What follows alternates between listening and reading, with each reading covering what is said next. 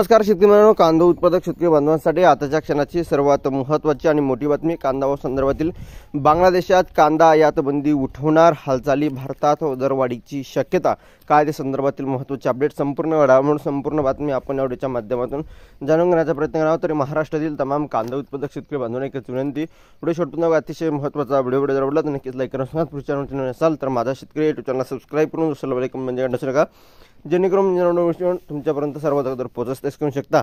बांगलादेशात कांदा आयात बंदी उठवणार, हालचाली भारतात दरवाढीची शक्यता, भारतीय कांद्याला विशेष महाराष्ट्रातील कांद्यांना येत्या काळात चांगले दिवस येतील।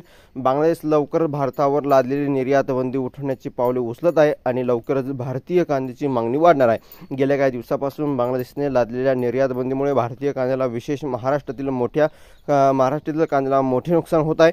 परिणामी महाराष्ट्रातील कांद्याचे मुख्य स्रोत असलेले नाशिक, लासलगाव आणि इतर बाजारपेठेमध्ये कांद्याचे दर सतत घसरत होते, परंतु केंद्र सरकार या संदर्भात कोणतेही पाऊल उचलत नव्हते। दरम्यान दक्षिण आणि उत्तर भारतात उत्पादित होणाऱ्या कांदाही बाजारात आला आणि महाराष्ट्रातील कांद्याचे दर सतत घसरू लागले आणि जगभरात महाराष्ट्रातून कांद्याची मोठी मागणी आहे आणि भारताच्या जवळच्या देशांमधूनही महाराष्ट्रात कांद्याला मागणी सतत वाढत आहे।